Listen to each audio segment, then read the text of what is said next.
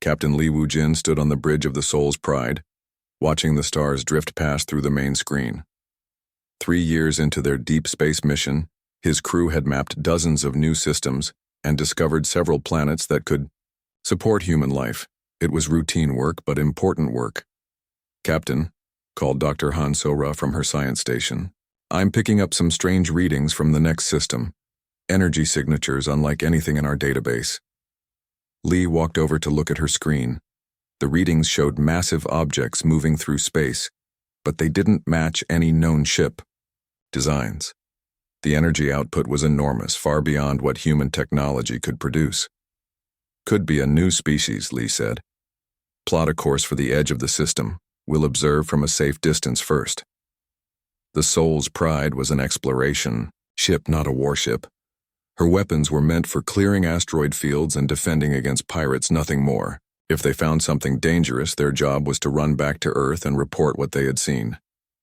As they approached the system, the main screen showed something that made the entire bridge crew fall silent. 5 massive ships hung in space, near the 4th planet. Each ship was the size of a small city, made of what looked like crystal and metal. They glowed with internal light, casting rainbow patterns across their hulls. "Beautiful," whispered Lieutenant Nam Yuri from the communications station. "And powerful," added Dr. Han So-ra, checking her instruments. "Each ship is putting out more energy than our entire fleet back home." Lee felt a cold weight in his stomach. These ships were beyond anything humanity had ever built. If the beings who made them were hostile, Earth would be in serious trouble. "Take us closer," he ordered, "but keep us ready to jump to faster than light speed if things go wrong." As they moved closer, one of the alien ships turned toward them. It was graceful in a way that human ships could never be, moving without any visible engines or thrusters. The Soul's Pride's sensors couldn't figure out how it was moving at all. "They're scanning us," reported Dr. Han So-ra. "The scan is gentle, almost like they're being careful not to hurt us." Before Lee could respond, the main screen filled with light. When the light faded, a figure appeared on the screen. Lee's crew gasped. The being was tall and seemed to be made of golden light. It had a roughly human shape, but it was clearly not human. Energy flowed around it like liquid fire, and its eyes burned with inner light. When it spoke, its voice seemed to come from everywhere at once. "Small creatures," the being said, its voice deep and echoing. "You have entered the domain of the Velthari.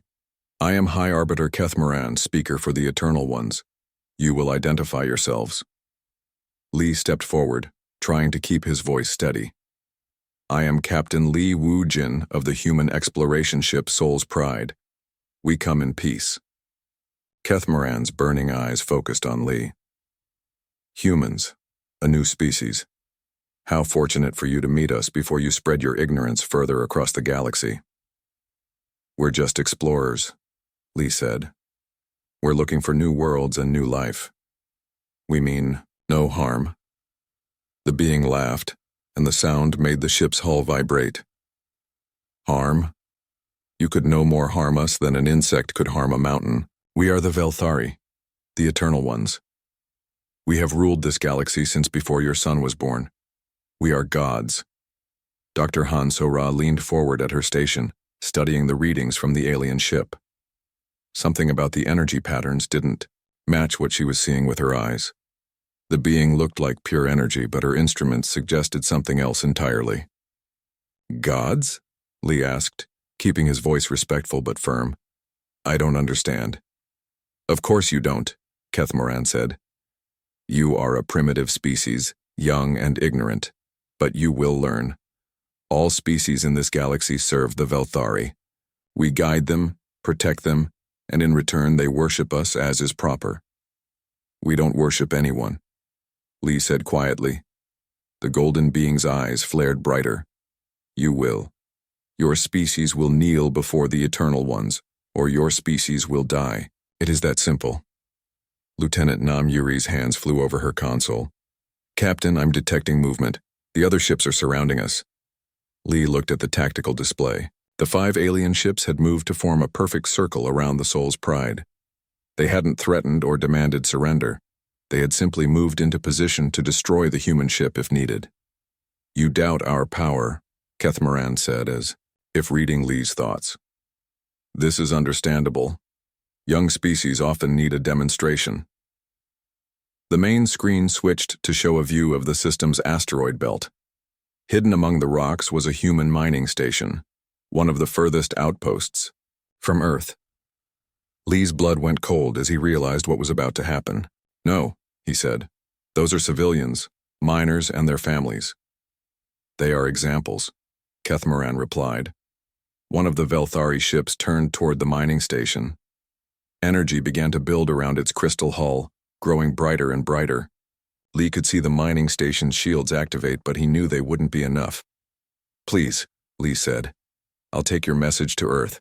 There's no need for this." "There is every need," the golden being said.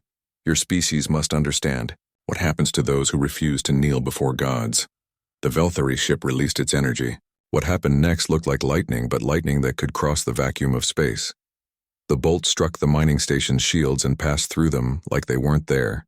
The station exploded in a ball of fire that lit up the entire asteroid belt. 500 people died in an instant. Lee's crew stared at the screen in shock. The Soul's Pride sensors confirmed what they had seen. The mining station was gone, completely destroyed. There weren't even pieces left to recover. "Now you understand," Kethmoran said. "We are the Velthari. We are eternal. We are gods. Your species has one cycle of your homeworld's rotation around its star to make a choice. Kneel and serve, or burn like your mining station." "What exactly are you demanding?" Lee asked, his voice tight with controlled anger. "Simple obedience," the golden being replied. "Your species will surrender all weapons. Your worlds will become our temples. Your people will spend their lives in worship and service to the Eternal Ones. In return, we will allow you to continue existing. And if we refuse?" Kethmoran's form blazed brighter. "Then every human world will burn as your mining station burned. Your species will be wiped from existence and the galaxy will forget you ever lived." Dr. Han-So-Ra was still studying her instruments, frowning at the readings. The energy being appeared solid on the main screen, but her sensors were telling a different story. Something was wrong with what they were seeing, but she couldn't figure out what. "One solar cycle," Kethmoran repeated. "When next we meet, you will kneel or you will die. There is no third option." The golden being's image faded from the screen. The 5 Velthari ships began to move away, their crystal hulls still glowing with inner light. Within minutes, they had vanished into faster-than-light travel, leaving the Soul's Pride alone among the asteroids. Lee stood in the silence of his bridge, staring at the place where the mining station had been. 500 people, gone in seconds, and the being that killed them called itself a god. "Captain," Dr. Han-So-Ra said quietly, "we need to get back to Earth immediately." "Agreed," Lee said. "Namyuri, send a priority message to Earth Command. Tell them what we've seen. Tell them we have 1 year to prepare for war with gods." "Sir," Namyuri said, her voice shaking slightly. "What if they really are gods? What if we can't fight them?" Lee turned to look at his crew. They were good people, brave explorers who had signed up to map stars and discover new worlds. They hadn't signed up to face beings who could destroy space stations with what looked like divine lightning.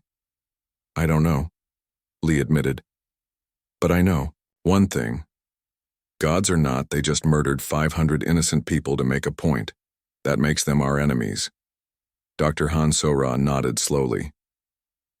"There's something else, Captain. My instruments. They're showing some unusual readings about that energy being. I need to study the data more, but I think there might be more to these gods than they want us to see." "What do you mean?" "I'm not sure yet. Give me time to analyze everything we recorded. But Captain, I don't think what we saw was what we thought we saw." Lee felt a small spark of hope. If Dr. Han-So-Ra was right, if there was something strange about the Velthari's apparent godhood, then maybe humanity had a chance. Maybe gods could bleed after all. "Get us home," he ordered. "Best possible speed. Humanity has 1 year to figure out how to fight gods." The Soul's Pride turned away from the asteroid belt and engaged its faster-than-light drive. Behind them, the empty space where the mining station had been seemed to mock their retreat. But in the ship's science lab, Dr. Han Sora was already working, studying the recordings of their encounter with beings who called themselves eternal. She had a feeling that the Velthari's greatest weakness might be their own arrogance. Gods, after all, didn't usually feel the need to prove their divinity to mortals, unless they weren't really gods at all. The emergency session of the Terran Defense Council had been going for 6 hours, and Admiral Park Tae-ho was tired of listening to cowards. "We have to surrender," Senator Williams was saying for the 3rd time. These beings destroyed an entire mining station with what appeared to be divine lightning. How can we fight gods? "They're not gods," Dr. Han Sora said from her seat at the witness table. She had been saying the same thing for hours, but no one seemed to be listening. "My analysis of the encounter shows clear evidence that we're dealing with advanced technology, not supernatural powers. Technology that can destroy our stations with a single shot," General Morrison pointed out. "Technology we don't understand and can't counter." Admiral Park stood up slowly.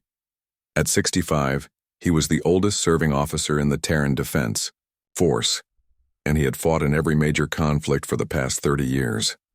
His weathered face showed the scars of a dozen battles, and his steel-gray eyes had seen more death than most people could imagine.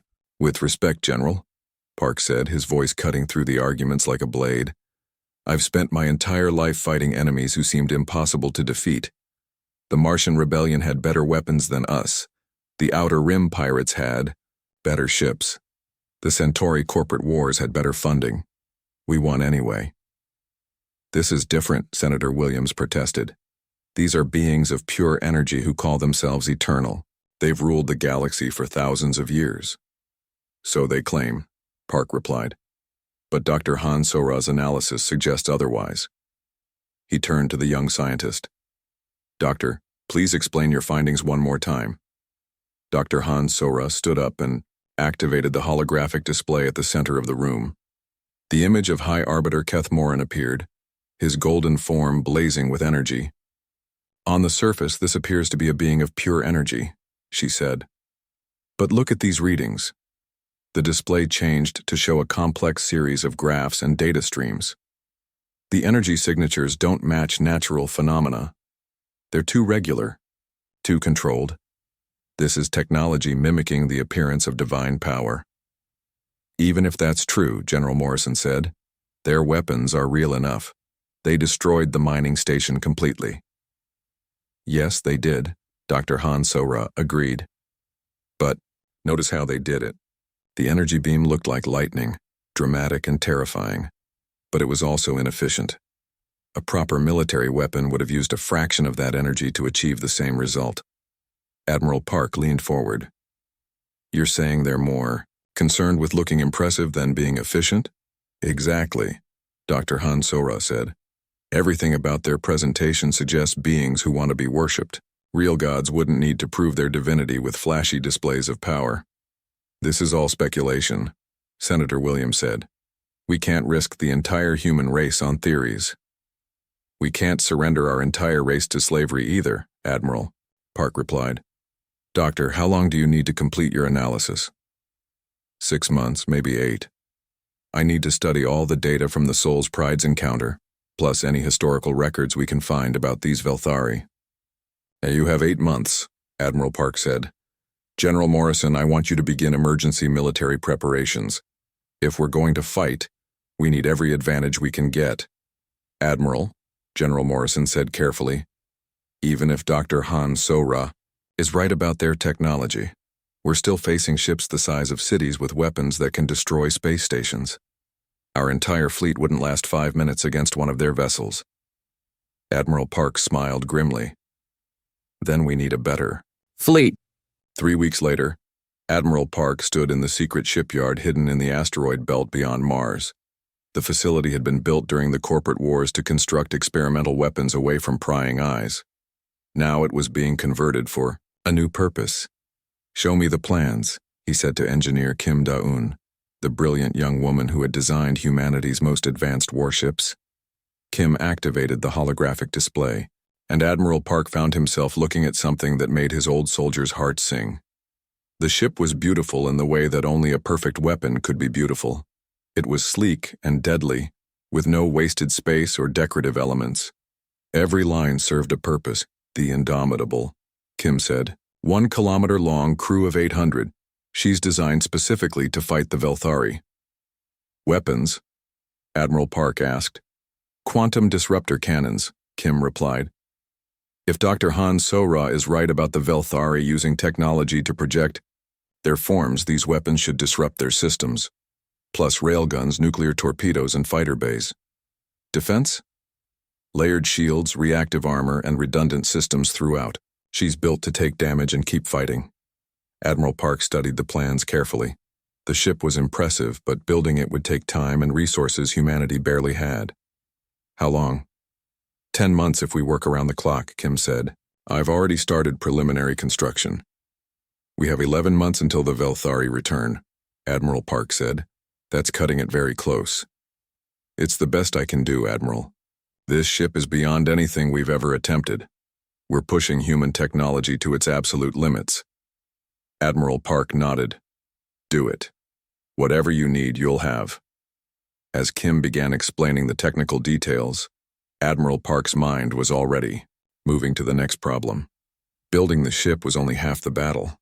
They needed someone to command it, someone who could face beings that called themselves gods and not blink. Meanwhile, in her laboratory on Earth, Dr. Han So-Ra was making discoveries that would change everything. Computer, run analysis pattern, 7 on the Velthari energy signatures, she said, staring at the data scrolling across her screens. The computer processed the information for several minutes before responding. Analysis complete. The energy patterns show signs of quantum matrix storage systems. Dr. Han So-Ra sat up straight. Quantum matrix storage was theoretical technology that humans had never been able to build. It would allow consciousness to be stored and projected as energy patterns. Computer, cross-reference with historical databases. Search for any mention of species that achieved consciousness transfer technology. The search took longer this time. When it finished, the results made Dr. Han So-Ra's blood run cold. One reference found, the computer reported. Ancient Centauri texts mention a species called the Velthari that disappeared approximately 50,000 years ago. According to the texts, they were organic beings who achieved technological immortality through consciousness transfer. Dr. Han So-Ra leaned back in her chair, pieces of the puzzle falling into place. The Velthari weren't gods at all. They were an ancient species that had uploaded their minds into machines and spent 50,000 years convincing the galaxy they were divine. Computer, analyze the energy weapon used to destroy the mining station. Analysis complete. The weapon appears to be designed for maximum visual impact rather than efficiency. Energy output was 3,000% higher than necessary for target destruction. Dr. Han So-Ra smiled for the first time in weeks. The Velthari were frauds, and like all frauds, they had weaknesses. Her computer chimed with an incoming message. It was from Captain Li Wu-Jin, who was now commanding the outer defense perimeter. Dr. Han, his voice said. Long-range sensors are picking up Velthari ships at the edge of Centauri space. They're moving through human territory, destroying our outposts one by one. The death toll is already in the thousands. Dr. Han So-Ra closed her eyes. The Velthari weren't waiting for their deadline. They were softening up humanity first, destroying isolated settlements to demonstrate their power. They're not just conquering us, she realized.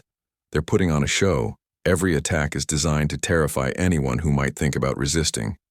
She opened a communication channel to Admiral Park. Admiral, I need to speak with you immediately. I know what the Velthari really are.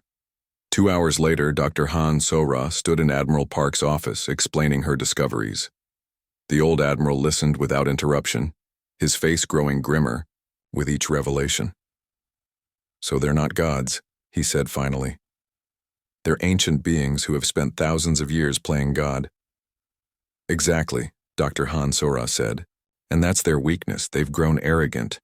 They believe their own propaganda. They think they're invincible because no one has seriously challenged them in millennia.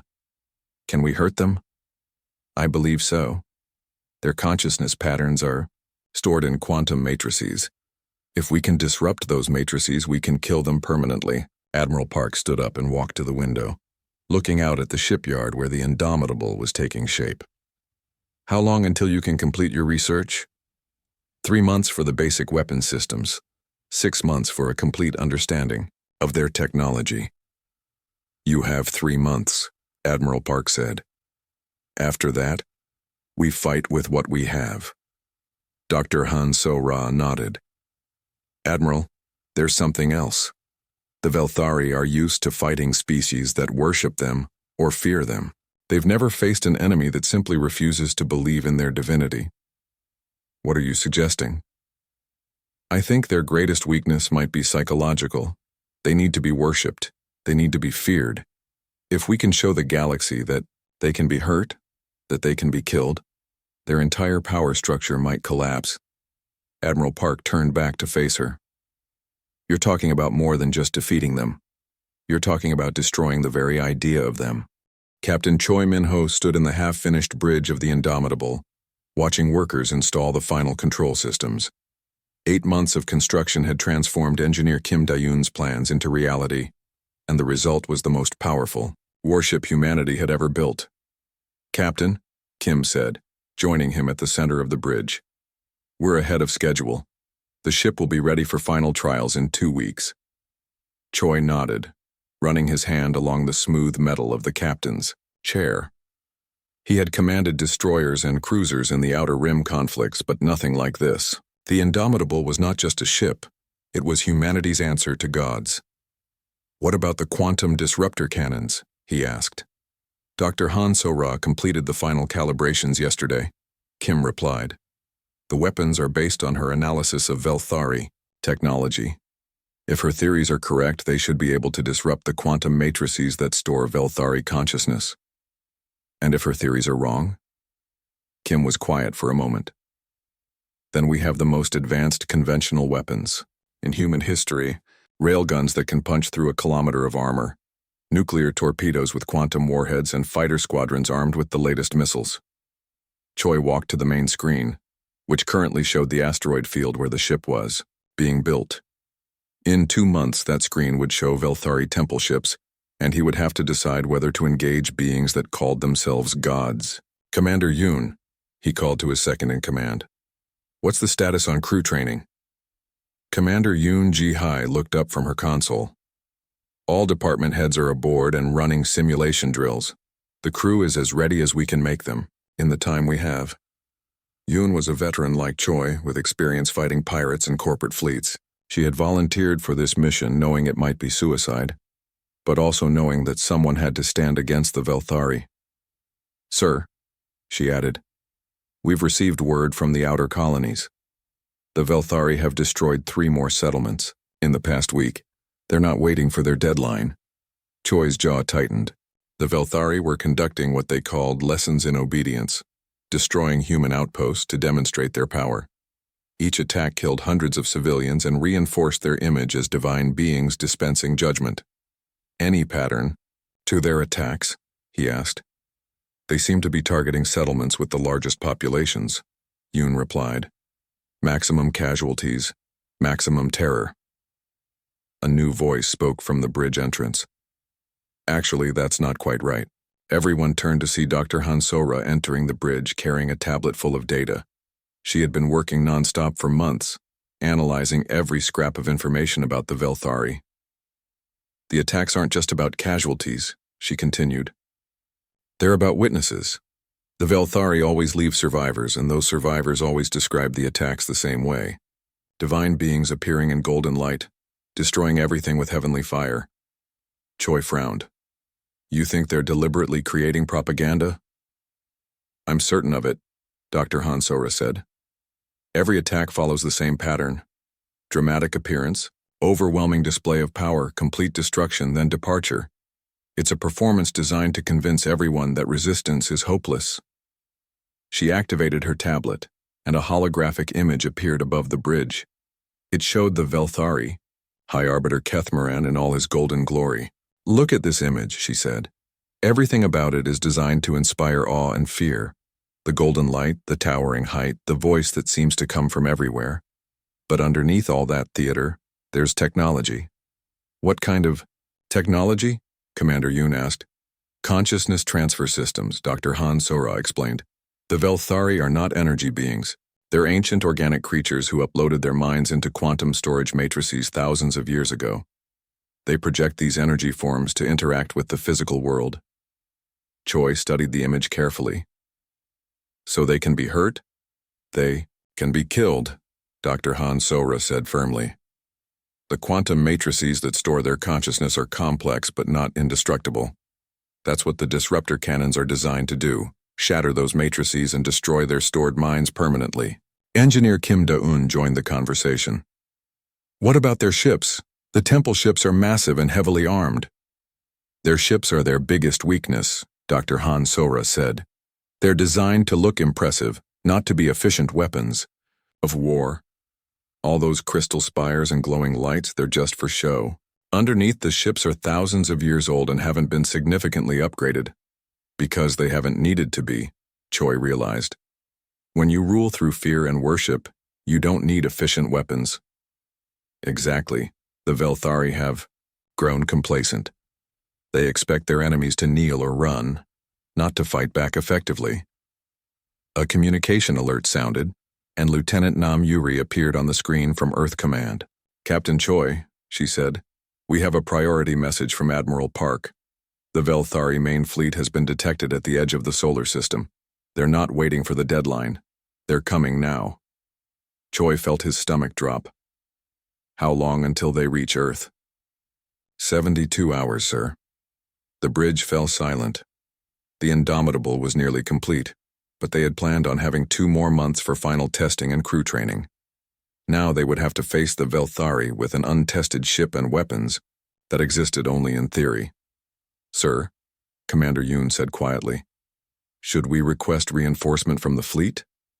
Choi almost laughed. The entire Terran Defense Force consisted of cruisers and destroyers designed to fight human opponents.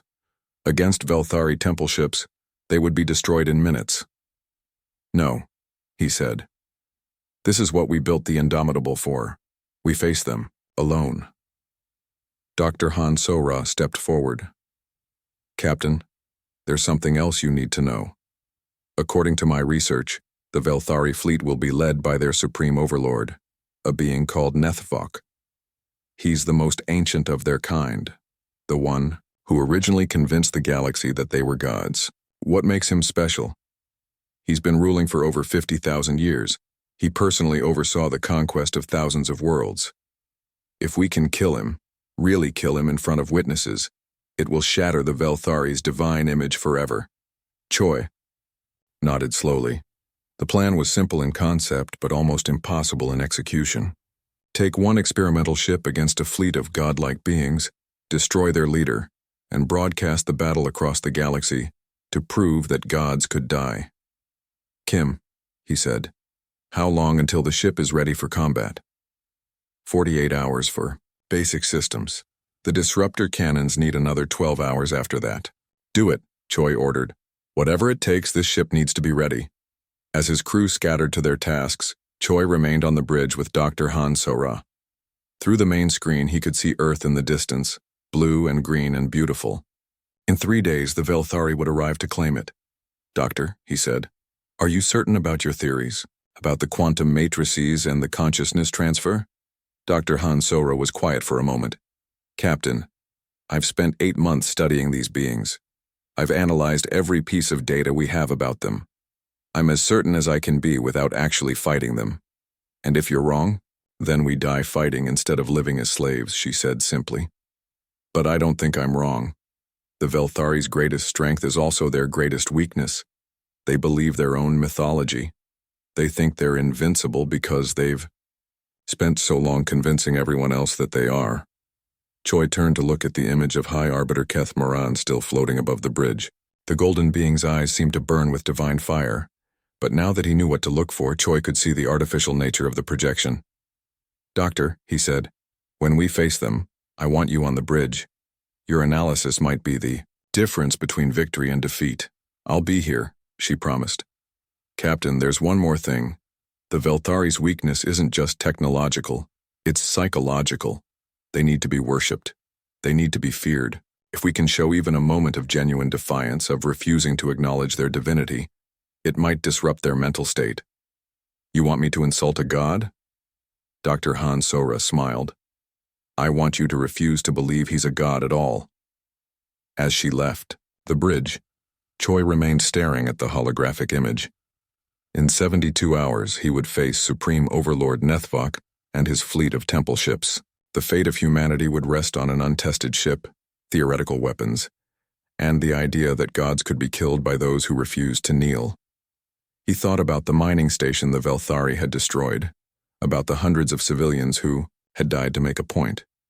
He thought about the outer colonies burning while their attackers proclaimed their own divinity.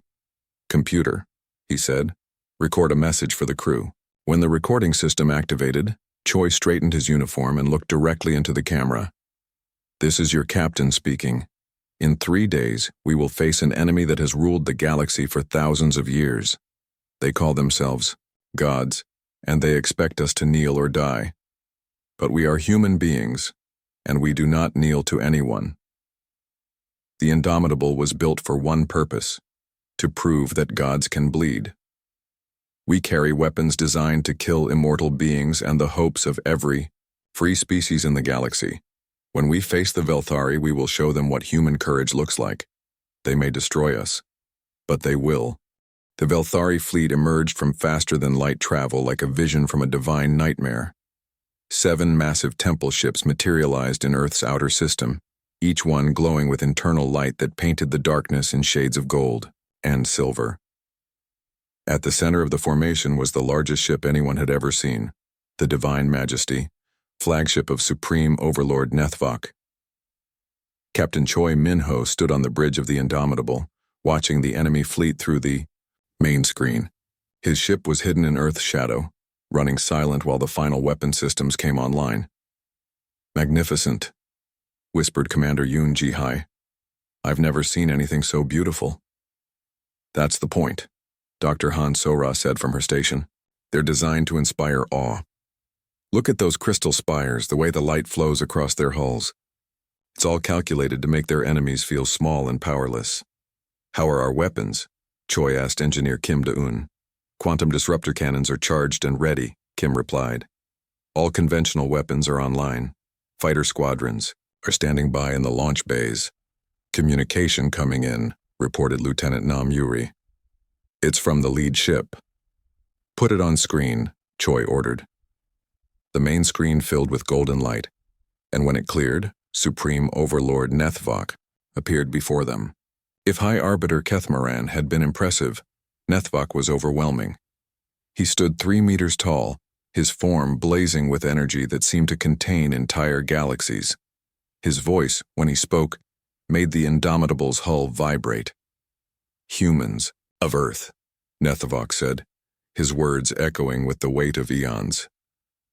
I am Nethvok, first among the Eternal Ones, ruler of 1,000 worlds. You have had time to consider our offer. Will you kneel and accept your place as servants of the divine, or will you burn as your colonies have burned? Choi stepped forward, looking directly into those burning eyes. Around the bridge, his crew held their breath. This was the moment that would define humanity's future. Supreme Overlord Nethvok, Choi said, his voice steady and clear. I am Captain Choi Minho of the human warship Indomitable. We reject your offer. The golden being's eyes flared brighter. You reject the will of gods? You choose extinction over enlightenment? We choose freedom over slavery, Choi replied. And we don't believe in gods. For a moment, Nethvok seemed stunned. In 50,000 years of conquest, no species had ever simply denied his divinity. They begged, they pleaded, they offered tribute, but they never just said no. You do not believe? Nethvok asked, his voice carrying a note of genuine confusion. Gods don't need to threaten mortals, Choi said. Gods don't need to prove their power by murdering civilians. Gods don't need shields. Dr. Han Sora smiled as she watched her instruments. The Velthari's energy patterns were fluctuating, showing signs of emotional distress. Doubt was creeping into systems that had operated on absolute certainty for millennia. You dare question the divine nature of the Eternal Ones? Nethvok roared, his form blazing brighter. We have ruled since before your son was born. We have shaped the destiny of countless species. We are gods. No, Choi said simply. You're just very old bullies with fancy technology. The insult hit Nethvok like a physical blow. His energy form wavered, and for just a moment, the artificial nature of his projection became visible. Dr. Han Sora's instruments went crazy as the quantum matrices storing his consciousness fluctuated wildly. Destroy them, Nethvok commanded his fleet. Burn their world to ash. Let the galaxy see what happens to those who deny the divine. The Velthari temple ships began to glow as they charged their weapons. But instead of the slow, dramatic buildup they usually used to terrorize their enemies, they charged quickly. Nethvok was angry, and angry gods made mistakes. All ships, this is the Indomitable, Choi broadcast on an open channel. We are engaging the enemy. Broadcast this battle on all frequencies. Let the galaxy see what happens when mortals fight gods. Lieutenant Nam Yuri's fingers flew over her console. Broadcasting on all frequencies, sir. Every inhabited world. In this sector, we'll see this. Weapons free, Choi ordered. Take us out of Earth's shadow. Let's show these false gods what humans are made of. The Indomitable emerged from behind Earth like an avenging angel. Compared to the massive temple ships, she looked tiny, but she moved with a deadly grace that spoke of efficient engineering and brutal purpose. Target the lead ship, Choi ordered. Quantum disruptors full power. Sir, Engineer Kim warned, we don't know if the disruptors will work.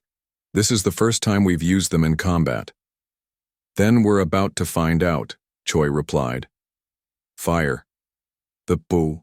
Quantum disruptor cannons fired, sending beams of coherent energy toward the Divine Majesty. The beams struck the temple ship's shields and passed through them like they weren't there, hitting the crystal hull directly. What happened next would be remembered throughout the galaxy for thousands of years. Supreme Overlord Nethvok screamed. It was not a sound of pain from physical damage. It was the sound of a consciousness that had existed for 50,000 years suddenly feeling mortality for the first time. The quantum disruptors had found their mark, disrupting the matrices that stored his mind. Impossible, Nethvok gasped, his golden form flickering. We are eternal. We cannot be harmed by mortal weapons. Your immortality is artificial, Dr. Han Sora called out, knowing he could hear her transmission. You're not gods. You're uploaded consciousness patterns stored in quantum matrices, and those matrices can be destroyed. The Divine Majesty's return fire was devastating, but it was also panicked. Instead of the precise, overwhelming strikes the Velthari usually employed, their weapons fired wildly, missing the Indomitable by hundreds of kilometers. They're afraid, Commander Yoon observed with satisfaction. For the first time in 50,000 years, they're afraid. Railguns. Open fire, Choi ordered. Target their weapon arrays. The Indomitable's railguns spat streams of hypervelocity, projectiles at the Velthari fleet. The temple ship's shields designed to stop energy weapons were useless against solid matter, moving at significant fractions of light speed. Crystal spires shattered, sending rainbow fragments spinning into space. The other Velthari ships were moving to surround the Indomitable, but their coordination was breaking down. For millennia, they had fought enemies who were too awed or terrified to fight back effectively. They had no experience with opponents who refused to be intimidated. Launch fighters, Choi commanded. All squadrons, attack pattern Delta. Yurbao. Indomitable's fighter bays opened, releasing clouds of small, fast ships. Each fighter was armed with quantum-tipped missiles designed to disrupt Velthari technology. They swarmed over the temple ships like angry insects, too small and fast for the massive vessels to target effectively. Direct hit on Temple Ship 3, reported the fighter squadron leader. Their main weapon array is offline. Another hit on Temple Ship 5, called another pilot. Sir, their shields aren't adapting to our weapons at all. Dr. Han So-ra was studying her readings with growing excitement. Captain, The Velthari technology is incredibly advanced, but it's also incredibly old. Their ships haven't been significantly upgraded in thousands of years because they haven't needed to be. They're not prepared for modern military tactics. A massive explosion lit up the screen as one of the temple ships lost containment in its main reactor.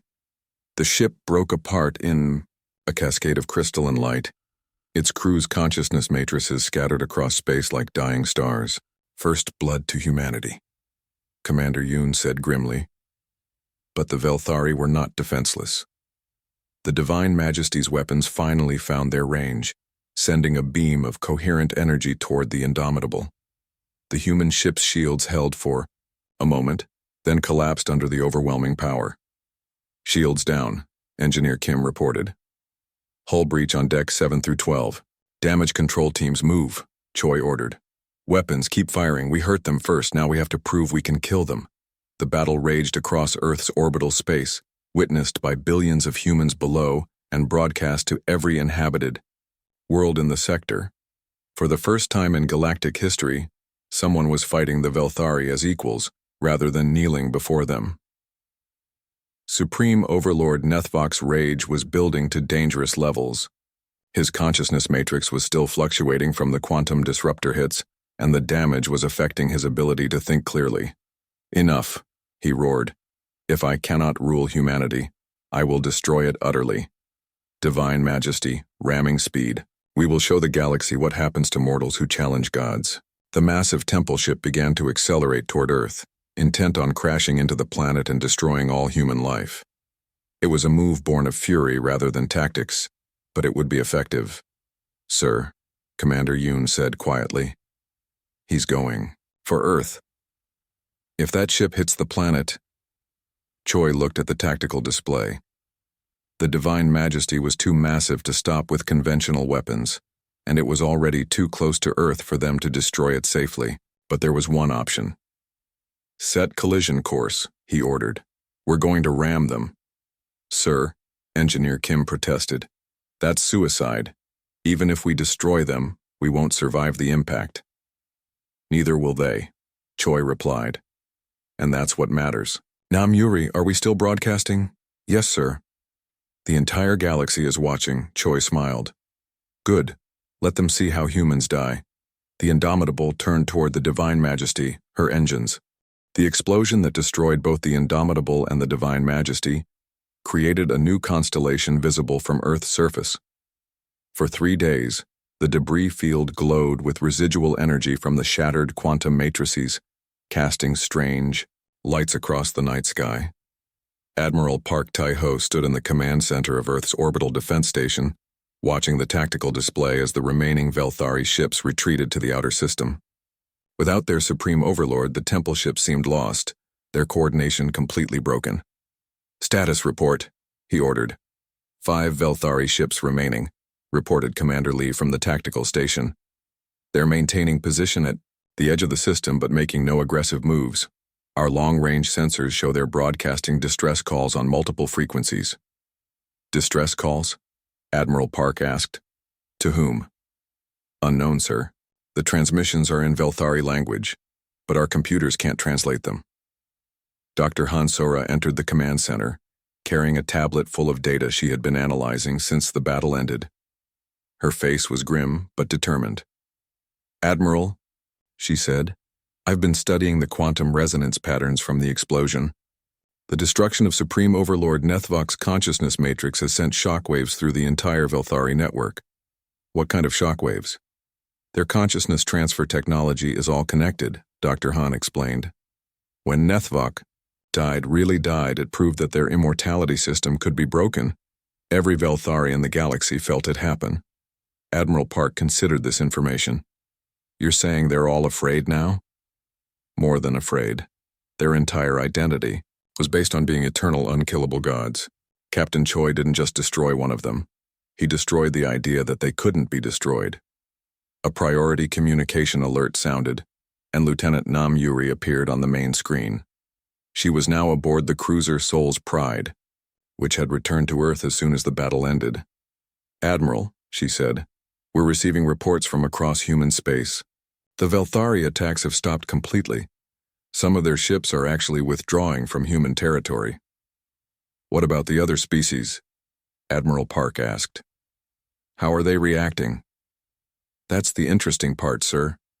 We're intercepting communications from dozens of worlds. Species that have been under Velthari rule for thousands of years are starting to ask questions. Some are even beginning to rebel. Admiral Park felt a grim satisfaction. This was what Dr. Han So-Ra had predicted, that proving the Velthari could be killed would shatter their power across the galaxy. Sir, Commander Lee called from the tactical station. One of the remaining Velthari ships is moving toward us. They're broadcasting what appears to be a surrender request. Admiral Park and Dr. Han So-Ra exchanged glances. In 50,000 years of galactic domination, the Velthari had never surrendered to anyone. Put them on screen, Admiral Park ordered. The main display showed a Velthari, but not like any they had seen before. Instead of the golden energy being they expected, they saw what appeared to be the creature's true form, a tall, thin humanoid with pale blue skin and large dark eyes. It looked tired, ancient, and very afraid. I was High Arbiter Kethmoran, the being said, its voice no longer echoing with divine authority. I request permission to speak with your leaders. I'm Admiral Park Teho, commander of Earth's Defense Forces, Admiral Park replied. What do you want? Kethmoran seemed to struggle with the words. To surrender. To negotiate. To beg for mercy. The admission sent shockwaves through the command center. A being that had demanded worship just days ago was now begging for mercy from the mortals he had threatened to destroy. Why? Admiral Park asked simply. Because you killed Supreme Overlord Nethvok, Kethmoran said, his voice breaking. You destroyed his consciousness matrix completely. He's gone, truly gone, not stored anywhere for later restoration. In 50,000 years, none of us have ever experienced true death. Now we know it's possible. Dr. Han So-Ra stepped forward. You're afraid of dying. We are terrified, Kethmoran admitted. For millennia, we have ruled through the certainty of our own immortality. We believed we were gods because we could not be permanently killed. You have shown us that we are as mortal as any other species. What about your empire? Admiral Park asked. Your 1,000 worlds? Kethmoran's image flickered, showing his distress. Falling apart. When the galaxy saw Supreme Overlord Nethvok die, truly die, everything changed. Species that have worshipped us for generations are rebelling. Our own followers are questioning our divinity. Good, Admiral Park said without sympathy. What exactly are you proposing? A treaty, Kethmoran said desperately. We will withdraw from human space completely. We will cease all attacks on human worlds.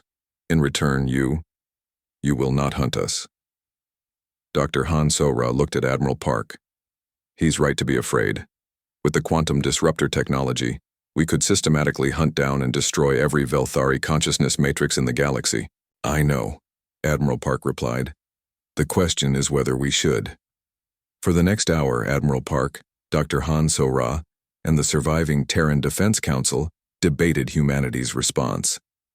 The Velthari were offering complete withdrawal from human space, but they were also responsible for thousands of years of oppression across the galaxy.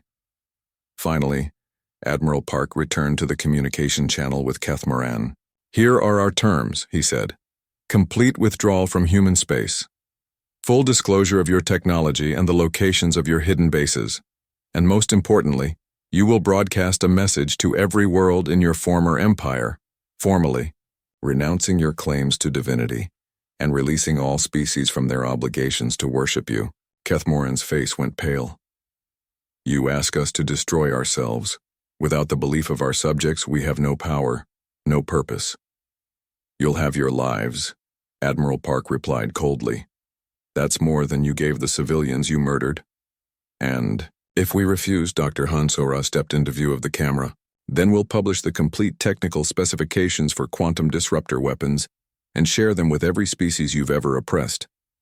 How long do you think you'll survive when the entire galaxy knows how to kill gods? Kethmoran closed his large, dark eyes.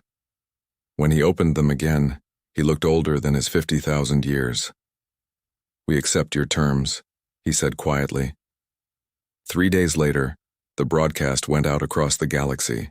High Arbiter Kethmaran, speaking in his true form rather than the golden energy projection, addressed every world that had ever knelt before the Velthari. "People of the galaxy," he said, his voice carrying none of its former authority. "For 50,000 years my people have ruled you through deception. We claim to be gods, but we are not. We are mortal beings who used advanced technology to create the illusion of divinity. The humans of Earth have proven that we can be killed, and we formally release you from any obligation to worship or serve us." The reaction was immediate and dramatic. On world after world, statues of Velthari gods were torn down. Temple ships were abandoned as their crews fled. Species that had lived in fear for millennia suddenly found themselves free. Not all the reactions were positive. Some worlds descended into chaos as the social structures built around Velthari worship collapsed. Others were invaded by neighboring species who saw opportunity in the power vacuum. But on most worlds, the news was greeted with celebration. 6 months after the Battle of Earth, Admiral Park stood in his office, reading reports from across the galaxy. The Velthari Empire was completely gone, its former territory divided among dozens of newly independent species. Some were forming alliances, others were fighting wars, but all were free to choose their own destinies. Dr. Han So-Ra entered the office, carrying her final report on Velthari technology. "The last of their hidden bases has been located and neutralized," she said. "The remaining Velthari have scattered across the galaxy. Most seem to be trying to find new identities, new purposes now that they can't play God anymore. Any threats to human space? None. If anything, they're avoiding us completely. The quantum disruptor technology has become something of a legend among the surviving Velthari. They call humans the God Killers now." Admiral Park smiled grimly. "Better than being called slaves." A year later, Captain Li Wu-jin stood before the memorial to the crew of the Indomitable. The monument was built on the moon, visible from Earth but far enough away to provide a place for quiet reflection. 800 names were carved into the black granite, with Captain Choi Min-ho's name at the top. "They changed everything," said a voice behind him. Lee turned to see Dr. Han So-Ra approaching the memorial. She had been promoted to head of the new Xenological Research Institute, tasked with studying the thousands of species now making contact with humanity. "Yes, they did," Lee agreed. "The galaxy is a very different place now." "Free," Dr. Han So-Ra said simply. "For the first time in 50,000 years, the galaxy is free." They stood in silence for a while, reading the names of the dead. Finally, Dr. Han So-Ra spoke again. "Captain Lee, I've been thinking about what Captain Choi said to Nethvok, about gods not needing shields. What about it? I think he was wrong. Real gods probably would need shields if they existed. What makes someone divine isn't being invulnerable. It's being worth protecting." Lee considered this. "So what does that make us?"